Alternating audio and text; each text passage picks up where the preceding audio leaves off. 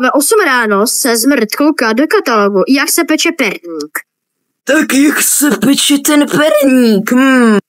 Takže určitě v tom perníčku budou nějaké bramburky, takže dali na loupu. Ty vole, co dělá ten dement? Co mám třeba frkoukru? Když je mám udělané všechny ty bramburky, tak teď jdu najít misku, který si jdu vysrat. Takže tady je dal. Ne, moc malý, moc velký. Jo, to je perfekt. Tak tady to trošku narovnám, no, dobrý. No, to je trošku prach, ale tady co dáme čekat? Smrde! Co chceš? To brambory v perníku! Ne? Ty vole, jdu skočit. Jdu tě chytit, počkej. Ty vole, a teď co s těma bramborama? Ty vole, to jsou nakrátala pro svou Afriku, vole. Ty vole, tak já ne. Jako, že nevíš? Já z toho navaříme.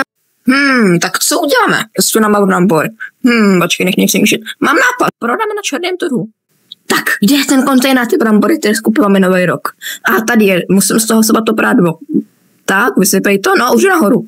Brdě! To vypadá dobře, Smrde. Mám nápad, prdě, co uděláme, bramborový salát. Tak pojď sem, jdeme to udělat a potom ho prodáme. Jdu tě pobadet, protože vypadáš jako můj kamarád Filip. Ty ani žádný kamarády nemáš. Ty vole, ty radši držu, bo ty jsi gejouš.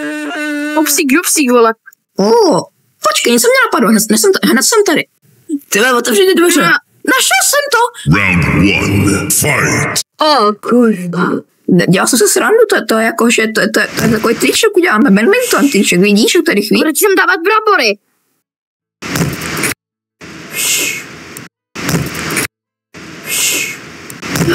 Nestíhám.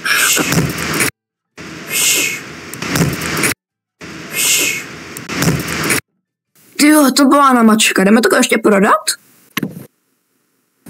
Počkej, mám nápad. Tak dej tam tu pálku a hází to na to. Tak, dám tam tohle a hází na ty brambory, koukej.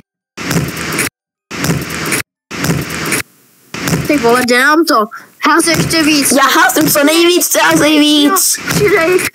Přidej.